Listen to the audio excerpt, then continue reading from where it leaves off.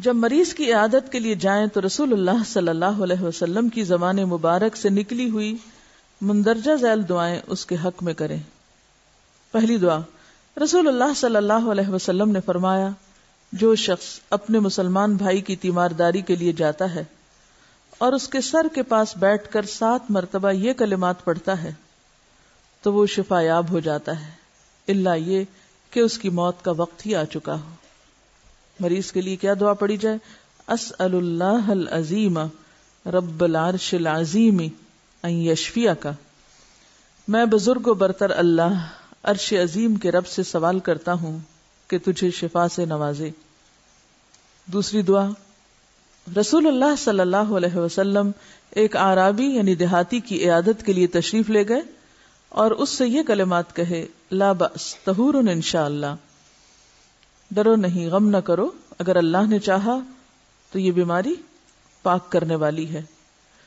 اللہ کے فضل سے بیماری گناہوں سے پاک کرنے کا ذریعہ تو ہے ہی، لیکن اس کے ساتھ ساتھ بعض بیماریاں انسان کے جسم کو بھی پاک کرتی ہیں، مثلا جیسے زکام وغیرہ کا ہو جانا، کچھ اور بیماریاں جس سے انسان کے اندر کی نجاست نکل جاتی۔ تیسری دعا، حضرت عائشہ فرماتی ہیں کہ نبی صلی اللہ علیہ وسلم مریض کے جسم پر اپنا دایاں ہاتھ پھیرتے اور یہ دعا پڑھتے، اذهب البأس رب الناس واشف انت الشافی لا شفاء الا شفاؤک شفاء لا یغادر سقما، اے انسانوں کے رب، بیماری کو دور کر دے اور شفا دے، تو ہی شفا دینے والا ہے، تیری شفا کے سوا کوئی شفا نہیں، ایسی شفا دے جو کسی بیماری کو نہ چھوڑے۔ رسول اللہ صلی اللہ علیہ وسلم نے فرمایا، جب کسی مسلمان کو تکلیف پہنچے تو وہ یہ کہے، انا للہ و انا الیہ راجعون، اللہم اجرنی فی مصیبتی و اخلف لی خیرا منہا، ہم سب اللہ کے لیے ہیں اور اسی کی طرف لوٹ کر جانے والے ہیں، اے اللہ مجھے میری مصیبت میں اجر اور نعم البدل عطا فرما، تو اللہ تعالیٰ اس کے بدلے میں اس سے اچھی چیز عنایت فرما دیتا ہے۔ چوتھی دعا، معوذات کا دم۔ حضرت عائشہ روایت کرتی ہیں کہ نبی صلی اللہ علیہ وسلم بیمار ہوتے تو اپنے آپ پر معوذات یعنی قرآن کی آخری 2 سورتیں دم کرتے اور اپنے جسم پر ہاتھ پھیرتے، یعنی پڑھ کے اپنے ہاتھوں پہ پھونک مار کے اور انہی ہاتھوں کو جسم پر پھیر لیتے تھے۔ حضرت عائشہ بھی معوذات پڑھ کر رسول اللہ صلی اللہ علیہ وسلم پر بیماری کی حالت میں دم کرتی تھی۔ پانچویں دعا، حضرت عثمان بن ابی العاص سے روایت ہے کہ انہوں نے نبی اکرم صلی اللہ علیہ وسلم سے جسم کے درد کی شکایت کی۔ آپ نے فرمایا، اپنا ہاتھ درد کی جگہ پر رکھو، پھر 3 دفعہ بسم اللہ کہو اور 7 دفعہ یہ کلمات پڑھو، اعوذ بعزت اللہ و قدرتہ من شر ما اجد و احاذر، میں اللہ کے غلبے اور قدرت کے ساتھ پناہ مانگتا ہوں اس چیز کی برائی سے جو میں پاتا ہوں اور اس سے ڈرتا ہوں۔ حضرت عثمان فرماتے ہیں کہ میں نے اسی طرح کیا تو اللہ تعالیٰ نے میری تکلیف دور کر دی۔ چھٹی دعا، رسول اللہ صلی اللہ علیہ وسلم حضرت حسن اور حسین رضی اللہ عنہما کو ان الفاظ کے ساتھ دم کیا کرتے تھے، اعوذکما بکلمات اللہ التامۃ من شر کل شیطان وہامۃ ومن کل عین لامۃ، میں تم دونوں کو اللہ کے پورے کلمات کے ساتھ اس کی پناہ میں دیتا ہوں، ہر شیطان اور زہریلے جانور کی برائی سے اور ہر نظر بد کی برائی سے۔ پھر فرمایا، تمہارے باپ ابراہیم علیہ السلام بھی ان کلمات کے ساتھ اسماعیل اور اسحاق علیہ السلام کے لیے اللہ کی پناہ طلب کیا کرتے تھے، یعنی انہیں دم کیا کرتے تھے۔ تو دین ایک ہی ہے نا، اول سے آخر۔ 7ویں دعا، جبریل امین علیہ السلام کا دم۔ حضرت ابو سعید خدری سے روایت ہے کہ رسول اللہ صلی اللہ علیہ وسلم کے پاس جبریل علیہ السلام نے آ کر کہا، اے محمد صلی اللہ علیہ وسلم، کیا آپ بیمار ہیں؟ آپ نے فرمایا ہاں، تو جبریل علیہ السلام نے یہ دعا پڑھی، بسم اللہ ارقیک من کل شیء یؤذیک من شر کل نفس او عین حاسد اللہ یشفیک بسم اللہ ارقیک، اللہ تعالیٰ کا نام لے کر میں آپ پر دم کرتا ہوں ہر اس چیز سے جو آپ کو تکلیف دے، ہر نفس اور ہر حسد کرنے والی آنکھ کے شر سے، اللہ آپ کو شفا دے، میں اللہ کا نام لے کر آپ پر دم کرتا ہوں۔ تو اس سے یہ بھی پتہ چلتا ہے کہ ضروری نہیں کہ جسمانی بیماریاں محض مادی اسباب سے ہوں، بلکہ بعض اوقات ان کے پیچھے بھی جیسے نظر بد اور حسد وغیرہ ہو سکتا ہے. اسی لیے حضرت جبریل کی دعا جو ہے اس میں من کل شیء یؤذیک من شر کل نفس او عین حاسد. ٹھیک ہے. ان احادیث سے کیا پتہ چلتا ہے کہ نمبر 1 اپنے آپ پہ خود بھی دم کیا جا سکتا ہے. نمبر 2 جو دم کرانے آئے اسی کو دم سکھا دیا جائے کہ خود اپنے آپ پہ دم کیا کرے, خود اپنے پہ پڑتا رہے. نمبر 3 مریض کے مطالبے کے بغیر خود دم کر دیا جائے, یعنی یہ نہیں کہ مریض کہے تم مجھ پہ دم کرو, بلکہ آپ جائیں تو یہی مسنون دعائیں دوسرے پہ پڑھ دیں. لیکن حالات کا جائزہ لے کر ایسا نہ ہو کہ وہ سمجھے کہ آپ الٹا جادو کرنے آ گئے ہیں, کیونکہ بعض اوقات آپ دعا پڑھ رہے ہوں گے اور وہ کسی بدگمانی کا شکار بھی ہو سکتے ہیں. تو جب تک پھر دوسری طرف سے کوئی سگنل نہ ملے آپ کو, کیونکہ بعض لوگ ان دعاؤں کو مانتے بھی نہیں ہیں تو پھر ان کو فائدہ بھی نہیں دیتی, تو ایسے لوگوں کے سامنے دین رکھنا یا دین کی کوئی بات رکھنا جو اس کو ہلکا کر دیں, تو بہتر ہے کہ انسان پھر ایسی چیزیں اپنے پاس ہی رکھے. مریض کا کسی سے دم کروانا جائز ہے, لیکن افسوس کہ مسلمان صرف آخری کام یعنی دوسروں سے دم کروانا ہی جائز سمجھتے ہیں. خود پہ خود دم کرنا یہ سنت مفقود ہو چکی ہے, کیونکہ اس میں کچھ نہ کچھ یاد کرنا پڑتا ہے نا. اب اگر کہا جائے کہ درد کی دعا جو ہے وہ خود اپنے پہ پڑھ لو تو تکلیف کی بات ہے, دعا یاد کرنی پڑے گی. پہلے درد اور اوپر کہتے ہیں ایک اور درد اٹھاؤ. تجہیز و تکفین. عالم نزا میں تلقین. نبی صلی اللہ علیہ وسلم نے فرمایا ان لوگوں کو جو مرنے کے قریب ہوں لا الہ الا اللہ کی تلقین کرو. آپ صلی اللہ علیہ وسلم نے فرمایا جس کا آخر کلام لا الہ الا اللہ ہوا وہ جنت میں داخل ہوگا. رسول اللہ صلی اللہ علیہ وسلم نے فرمایا جب تم بیمار یا میت کے پاس جاؤ تو بھلائی کی بات کہو, کیونکہ اس وقت تم جو کچھ کہتے ہو فرشتے اس پر آمین کہتے ہیں, یعنی اس کو اچھی دعائیں دو. مرنے والے کے پاس سورۃ یاسین پڑھنے والی روایت کو امام نووی نے ضعیف کہا, اور دارقطنی نے کہا کہ اس بارے میں نبی صلی اللہ علیہ وسلم سے کوئی صحیح حدیث نہیں ہے. موت کی آرزو کرنا. رسول اللہ صلی اللہ علیہ وسلم نے فرمایا موت کی آرزو نہ کرو, اگر تم نیک ہو تو شاید زیادہ نیکی کر سکو گے, اور اگر بدکار ہو تو توبہ کر کے اللہ کو راضی کر سکو گے. بعض لوگ مصیبت میں مبتلا ہوتے ہیں تو فوراً دعائیں کرنے لگتے ہیں یا اللہ مجھے اٹھا لے, تو ایسی بات نہیں کرنی چاہیے, کیونکہ اللہ کو زیادہ پتا ہے کہ آپ کو کب اٹھایا جائے اور کس وقت مرنا آپ کے فائدے میں ہے. نبی صلی اللہ علیہ وسلم نے فرمایا موت کی آرزو نہ کرو اور نہ موت کی دعا کرو, کیونکہ جب کوئی شخص مر جاتا ہے تو اس کی نیکی کرنے کی امید ختم ہو جاتی, اور مومن کی لمبی عمر سے اس کی نیکیاں بڑھتی ہیں. ابن عمر فرماتے ہیں رسول اللہ صلی اللہ علیہ وسلم نے میرا کندھا پکڑ کر فرمایا دنیا میں اس طرح رہو گویا کہ تم بے وطن ہو یا راہ گزر ہو, اجنبی ہو یا راہ گزر ہو. چنانچہ ابن عمر فرمایا کرتے تھے جب شام ہو تو صبح کا انتظار نہ کرو, جب صبح ہو تو شام کا انتظار نہ کرو. ٹھیک ہے, سمجھ گئے کیا؟ کوئی ضروری نہیں کہ آپ شام تک جئیں گے, کوئی گارنٹی نہیں. تندرستی کو بیماری اور زندگی کو موت سے پہلے غنیمت جانو.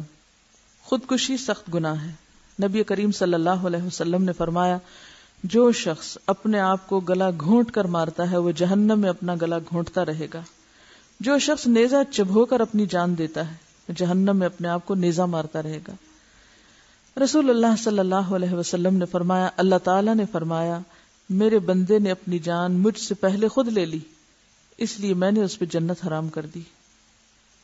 میت کو بوسہ دینا. جس کا کوئی قریبی دوست عزیز فوت ہو جائے تو اس کا میت کو فرط محبت سے بوسہ دینا جائز ہے, کیونکہ حضرت ابو بکر صدیق رضی اللہ عنہ نے رسول اللہ صلی اللہ علیہ وسلم کی وفات پر آپ کو بوسہ دیا تھا. میت کا غسل.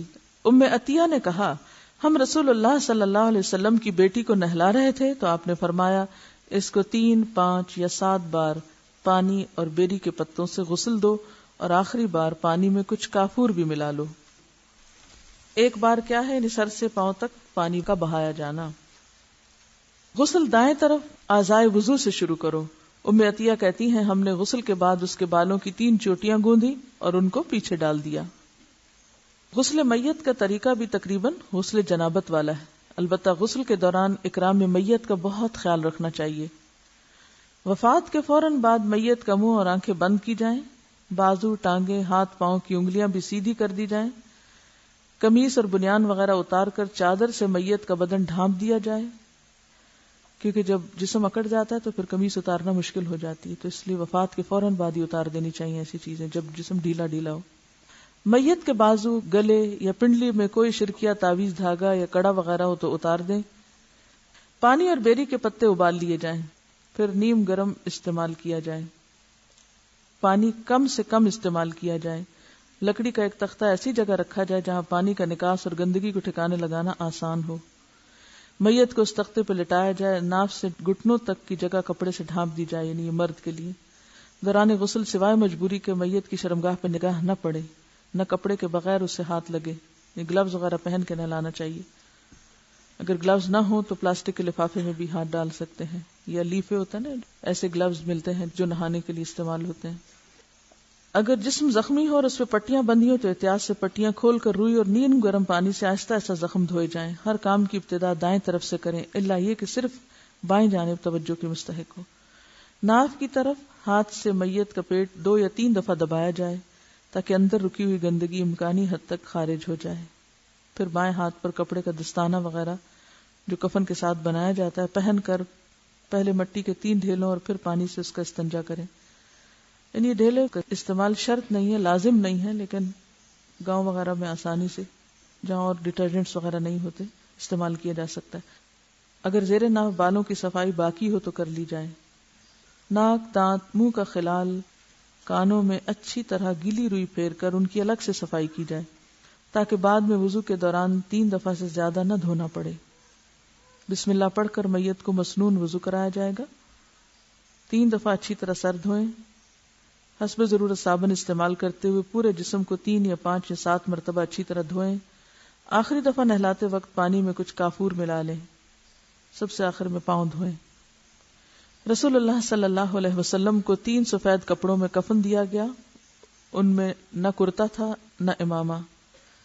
میت کا سوگ، حضرت زینب بنت جہش کے بھائی کا انتقال ہو گیا۔ 3 دن بعد انہوں نے خوشبو منگوائی اور اس کو ملا، پھر کہا مجھے خوشبو کی ضرورت نہ تھی، مگر میں نے رسول اللہ صلی اللہ علیہ وسلم سے سنا کہ جو عورت اللہ تعالی اور قیامت پر ایمان رکھتی ہو اس کے لیے حلال نہیں کہ 3 دن سے زیادہ کسی میت پر سوگ کرے، سوائے شوہر کے جس کا سوگ 4 ماہ 10 دن ہے۔ ام عطیہ کا لڑکا فوت ہو گیا، تیسرے دن انہوں نے زردی منگوا کر ملی، یعنی ایک طرح سے کائنڈ آف میک اپ، اور کہا ہمارے لیے شوہر کے علاوہ کسی اور کی وفات پر 3 دن سے زیادہ سوگ کرنا ممنوع ہے۔ میت پر رونا، اگر میت کو دیکھ کے رونا آئے اور آنسو جاری ہو تو منع نہیں، اس لیے کہ یہ بے اختیار رونا ہے جو جائز ہے۔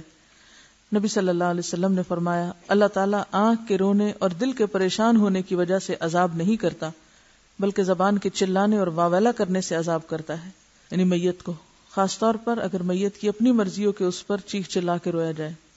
نبی صلی اللہ علیہ وسلم نے فرمایا اللہ کے ہاں وہ صبر معتبر ہے جو صدمے کے شروع میں ہو، یعنی تکلیف پہنچتے ہی انسان جب صبر کرتا ہے تو اس کا اجر ہے۔ چیخ چلا کے، واویلا کر کے، خلاف سنت کام کر کے جب تھک جائے تو کہے اب میں صبر کر رہا ہوں، تو یہ جھوٹا صبر ہے۔ حضرت عبداللہ بن مسعود روایت کرتے ہیں کہ رسول اللہ صلی اللہ علیہ وسلم نے فرمایا وہ ہم میں سے نہیں جو رخسار پیٹے، یعنی منہ پہ تھپڑ مارے، گریبان پھاڑے اور جاہلیت کی پکار پکارے، یعنی نوحہ اور واویلا کرنے والوں کا تعلق ہم سے نہیں۔ نبی صلی اللہ علیہ وسلم نے فرمایا میں بیزار ہوں اس سے جو موت کی مصیبت میں سر کے بال نوچے اور چلا کے روئے اور اپنے کپڑے پھاڑے۔ رسول اللہ صلی اللہ علیہ وسلم نے فرمایا اللہ تعالیٰ فرماتا ہے میرے مومن بندے کے لیے بہشت ہے جس کے پیارے کو میں اہل دنیا میں سے قبض کرتا ہوں اور وہ اس کی موت پہ صبر کرتا ہے۔ جب بھی کوئی عزیز رشتہ دار، کوئی بھی قریبی فوت ہو جائے اور انسان اس وقت چیخے چلائے، آنسو بہانے کی اجازت ہے، دل کا غم درست ہے، لیکن شکوہ شکایت نہیں، چیخنا چلانا نہیں، کوئی غیر مہذب حرکتیں کرنا نہیں، تو ایسے شخص کے لیے بدلے میں جنت ہے۔ رسول اللہ صلی اللہ علیہ وسلم نے فرمایا جاہلیت کے 4 کام ایسے ہیں جنہیں میری امت کے لوگ بھی کریں گے۔ نمبر 1 اپنے حسب میں فخر کرنا، یعنی اسٹیٹس کانشیس ہونا اور اپنے نام نسب اور اپنے خاندان اور ان چیزوں پر بہت بات کرنا اور بہت خوش ہونا۔ نمبر 2، کسی کے نسب میں تان کرنا. ایک ہے اپنے آپ کو بڑی چیز سمجھنا اور دوسرا ساتھ ہی دوسروں کو حقیر سمجھنا. نمبر 3، ستاروں کے ذریعے پانی طلب کرنا، یعنی علم نجوم پر یقین رکھنا. نمبر 4، نوحہ کرنا. اور یہ بھی فرمایا اگر نوحہ کرنے والی عورت مرنے سے پہلے توبہ نہ کرے تو قیامت کے دن اس پر گندھک اور خارش کا کرتا ہوگا. رسول اللہ صلی اللہ علیہ وسلم کے بیٹے ابراہیم جب حالت نزع میں تھے تو آپ نے اسے اٹھایا اور فرمایا آنکھ آنسو بہا رہی ہے، دل غمگین ہے، مگر اس کے باوجود ہم کچھ نہیں کہیں گے سوائے اس کے جس سے ہمارا رب راضی ہو، اور اے ابراہیم ہم تیری جدائی کے سبب غمگین ہیں. رسول اللہ صلی اللہ علیہ وسلم کا نواسہ فوت ہوا تو آپ کی آنکھوں سے آنسو جاری ہو گئے. حضرت سعد بن عبادہ نے عرض کی یا رسول اللہ یہ کیا ہے؟ آپ نے فرمایا یہ وہ رحمت ہے جو اللہ نے اپنے بندوں کے دلوں میں پیدا کی ہے، اور اللہ اپنے بندوں میں سے رحمت کرنے والوں پر ہی رحمت کرتا ہے. نبی صلی اللہ علیہ وسلم نے فرمایا جس عورت کے 3 بچے مر جائیں تو وہ اس کے لیے جہنم کی آگ سے آڑ بنیں گے. ایک عورت نے پوچھا اگر 2 بچے مر جائیں؟ فرمایا 2 بچے بھی. حضرت ابو ہریرہ سے روایت ہے کہ اس سے مراد وہ بچے ہیں جو ابھی بالغ نہ ہوئے ہوں، چھوٹے ہی بچپن میں. ایک اور روایت میں ہے کہ اللہ تعالیٰ ان بچوں پر اپنی رحمت اور فضل کے سبب اس شخص کو یعنی ان کے والد کو جنت میں داخل کرے گا. ظاہر ہے جب صبر کریں گے تو ہی. تعزیت کے مسنون الفاظ ان للہ ما اخذ وَلَهُ ما اعطى وَكُلٌّ عِندَهُ بِأَجَلٍ مُّسَمًّى فَلْتَصْبِرْ وَلْتَحْتَسِبْ. یقیناً اللہ کا ہے یعنی اللہ کا مال ہے جو اس نے لیا، اور اسی کا ہے جو اس نے دے رکھا ہے. اس کے ہاں ہر چیز کے فنا ہونے کا وقت مقرر ہے، لہذا صبر کر کے اس کا اجر و ثواب حاصل کرنا چاہیے. وآخر دعوانا ان الحمد للہ رب العالمین. سبحانک اللہم وبحمدک نشہد ان لا الہ الا انت نستغفرک ونتوب الیک.